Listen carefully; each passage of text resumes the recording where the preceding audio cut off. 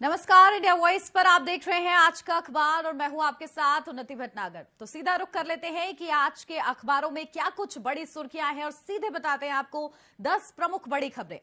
तो सबसे पहली खबर हमारी दैनिक जागरण से, जहां अपने सीएम को धन्यवाद कहना, मैं जिंदा लौट आया हूं।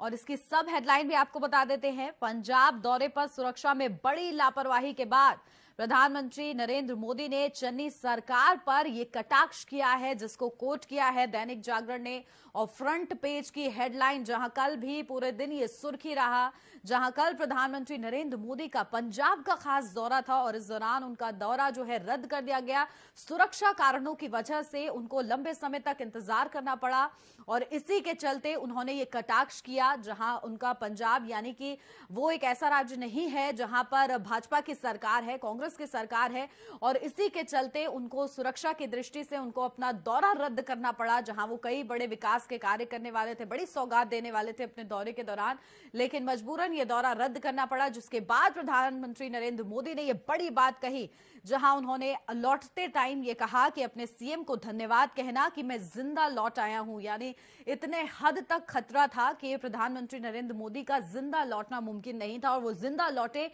इस चीज का उन्होंने शुक्रिया अदा किया। जिस बात का जिक्र करते हुए दैनिक जागरण ने इसे फ्रंट पेज की प्रमुखता दी है। इस खबर को कल पूरे दिन ये सुर्खी रहा और लगातार इसको लेकर बीजेपी जो है लगातार कांग्रेस पर प्रहार करती रही। तमाम प्रतिक्रियाएं जो है अलग अलग लोगों की तरफ से भी सामने आने लगी कि किस तरह से एक प्रधानमंत्री नरेंद्र मोदी के साथ, एक प्रधानमंत्री के तौर पर उनके साथ इस तरह से व्यवहार करना और इस तरह से उनका दौरा रद्द होना महज सुरक्षा कारणों की वजह से ये बड़ी लापरवाही है किसी भी मुख्यमंत्री की। तो इसको लेकर जो है ये बात कही गई और इसी को कोट किया है दैनिक जागरण ने। तो ये थी प्रमुख बड़ी खबर।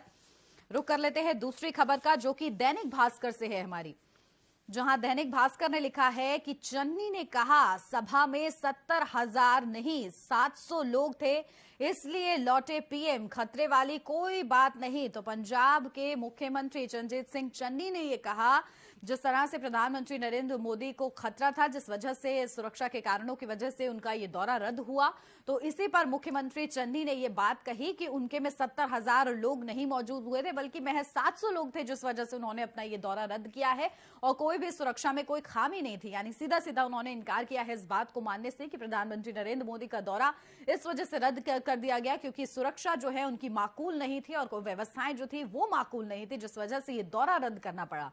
तो इसी को लेकर एक तरीके से कटाक्ष जब प्रधानमंत्री नरेंद्र मोदी ने किया, तो दूसरी तरफ चन्नी ने भी उसका पलटवार किया है, मुख्यमंत्री चन्नी ने, और सीधा सीधा ये बात कही है कि उनकी सभा में 70,000 नहीं बल्कि 700 लोग थे, इसलिए प्रधानमंत्री नरेंद्र मोदी लौट गए। तो ये थी दूसरी प्रमुख बड़ी खबर, दैनिक भास्कर ने इसे प्रमुखता दी है। तो वहीं तीसरी खबर, जहां देश में 1 लाख की ओर केसेस, जहां दिल्ली में 10,000, तो लगातार देश में कोरोना के मामले तेजी के साथ बढ़ रहे हैं और इसी के साथ कोरोना का नया वेरिएंट भी अपने पांव पसारता नजर आ रहा है, जिस वजह से राज्य सरकारें चिंतित है, केंद्र सरकार चिंतित है, लोग डरे हुए हैं और लगातार जिस तरह से नए साल का आगाज हुआ है और इसी के साथ मामलों का में इजाफा देखने को मिल रहा है, जो केसेस का ग्राफ है वो लगातार ऊपर जा रहा है। और इसी के साथ ही अपडेट देने की कोशिश रही है दैनिक भास्कर की, जहां दैनिक भास्कर की तरफ से ये कहा गया कि देश में 1 लाख के करीब केस और दिल्ली में 10,000। तो लगातार दिल्ली और महाराष्ट्र में सबसे ज्यादा संख्या जो है ओमिक्रॉन वेरिएंट की पाई जा रही है और इसी के साथ कोरोना के केसेस भी लगातार बढ़ते जा रहे हैं। तो ये थी 3 प्रमुख बड़ी खबरें। रुक कर लेते हैं चौथी खबर का हमारी, जो कि अमर उजाला से सामने आई है, जहां अमर उजाला ने ये हेडलाइन ली है फ्रंट पेज की कि मतदाता सूची तैयार, चुनाव की तारीखों का ऐलान कभी भी। जहां विधानसभा चुनाव सर पर है और कभी भी तारीखों का ऐलान हो सकता है और इसी को लेकर ये हेडलाइन दी गई है, जहां मतदाता सूची भी अब तैयार हो गई है, जिसकी अपडेट आपको अब तक पहुंचा दे कि 52,80,882 नए मतदाता जोड़े गए हैं। इस समय इस लिस्ट में नई मतदाता सूची जो है जारी हो गई है और उसके बाद अब कभी भी तारीखों का सीधा ऐलान हो सकता है कि कब विधानसभा चुनाव होने हैं। 5 राज्यों में चुनाव है और इसी के चलते इन तारीखों का ऐलान कभी भी हो सकता है। सभी तैयारियां जो है माकूल हैं और लगातार राजनीतिक पार्टियों की तरफ से भी इसी को लेकर तैयारियां जो है एकदम जोर शोर पर है। तो ये एक हेडलाइन और बड़ी हेडलाइन जिसको प्रमुखता दी है अमर उजाला ने। तो वहीं 5वीं खबर, अब हिंदू महिलाओं का अपमान, टेलीग्राम चैनल ब्लॉक कराया। तो जिस तरह से बुली ऐप था और उसी के चलते जिस वजह से जिस ऐप के जरिए मुस्लिम महिलाओं का अपमान हो रहा था, उनकी बोली लगाई जा रही थी। और इसी तरह एक ऐप ऐसा भी है जो हिंदू महिलाओं का अपमान कर रहा था, और उसी को लेकर बड़ी जानकारी जो है दी गई है। केंद्रीय आईटी मंत्री अश्विनी वैष्णव ने कहा है कि सरकार ने ऐसे एक चैनल को ब्लॉक करवा दिया है जिसका नाम टेलीग्राम था, और इसी चैनल को ब्लॉक करवा दिया है जो हिंदू महिलाओं को अपमान करता था। तो ये बड़ी कार्रवाई जो है देखने को मिली है, जहां पहले बुली ऐप पे कार्रवाई होती है और उसके बाद इस तरह के टेलीग्राम चैनल पे कार्रवाई होती है, क्योंकि हिंदू महिलाओं का भी अपमान किया जा रहा है। तो इस खबर को भी प्रमुखता दी गई है। रुक कर लेते हैं छठी खबर का, जो कि नव भारत टाइम्स से है हमारी। ओमिक्रॉन के नाम पर पीएमओ से कॉल, कई लोगों को ठगा। तो जिस तेजी के साथ मामले बढ़ रहे हैं और उसको लेकर कई पॉजिटिव सामने आ रहे हैं, पॉजिटिव चीजें सामने आ रही हैं, तो कई नेगेटिव्स भी सामने आ रहे हैं। और इसी के चलते जो ये ठगी है एक तरीके से सामने आई, क्योंकि एक जिस तेजी के साथ मामले बढ़ रहे हैं, लोगों के जो मेंटल स्टेट है वो काफी ज्यादा डरी हुई है, लोग पैनिक कर रहे हैं, और इसी का फायदा उठाया गया है। जहां ठगी को अंजाम दिया गया, एक बड़े लेवल पर ठगी हुई, जहां पीएमओ से कॉल आया, इस तरह के एक फ्रॉड हुआ कि आपको वैक्सीनेशन के लिए कॉल किया गया है, और इस तरीके के कॉल में बड़ी ठगी को अंजाम दिया गया है, जिस खबर को नव भारत टाइम्स ने प्रमुखता से दिखाया है और हेडलाइन के रूप में इसे लिया है, ताकि लोग सतर्क हो जाएं कि इस तरह से कॉल नहीं आएगा। पीएमओ की तरफ से अगर आएगा तो पहले से ही सरकार की तरफ से वो बात कही जाएगी। तो इसलिए दर्शक आप सभी अवेयर रहे इस चीज को लेकर।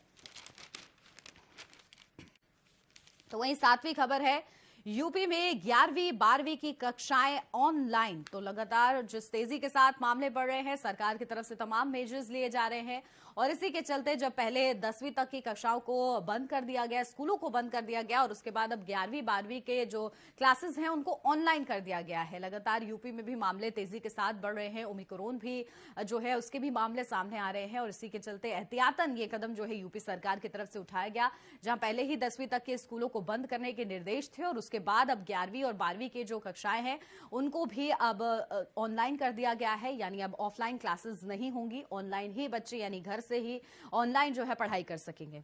तो ये बड़ी खबर जिसको नव भारत टाइम्स ने प्रमुखता दी है। रुक करते हैं 8वीं खबर का, जहां बुली बाय ऐप मामले में महिला का दोस्त अरेस्ट। तो ये बड़ी अरेस्टिंग हुई है, लगातार कार्रवाई की जा रही है इस मामले में, जहां संयुक्त रूप से ये टीम कार्रवाई कर रही है, मुंबई पुलिस छानबीन कर रही है। और इसी मामले में आपको बताते हैं, बुली ऐप केस में उत्तराखंड से एक और छात्र को गिरफ्तार कर लिया, जहां 21 साल के मयंक रावल को बुधवार तड़के पकड़ा गया है। तो एक और मयंक की भी गिरफ्तारी हुई है, जहां पहले एक महिला की गिरफ्तारी हुई थी जिसका सीधा संपर्क मास्टरमाइंड से था, और उसके बाद अब उसके दोस्त की भी गिरफ्तारी हुई है जिसका नाम मयंक है।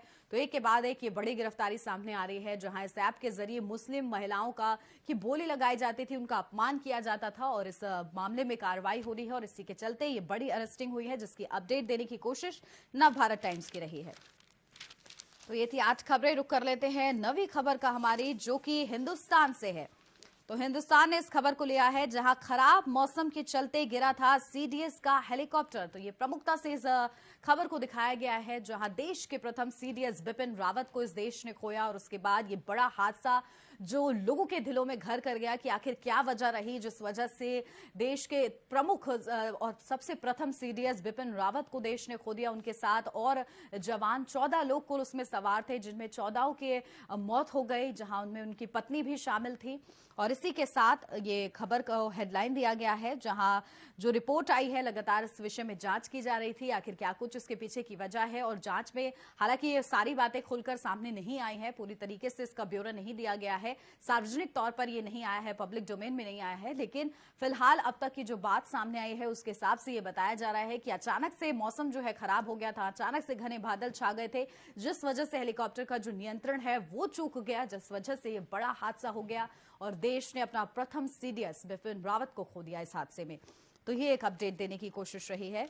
रुक करते हैं 10वीं खबर का हमारी, हिंदुस्तान से ही है, जहां यूपी में भाजपा, कांग्रेस और सपा की रैलियां रद्द।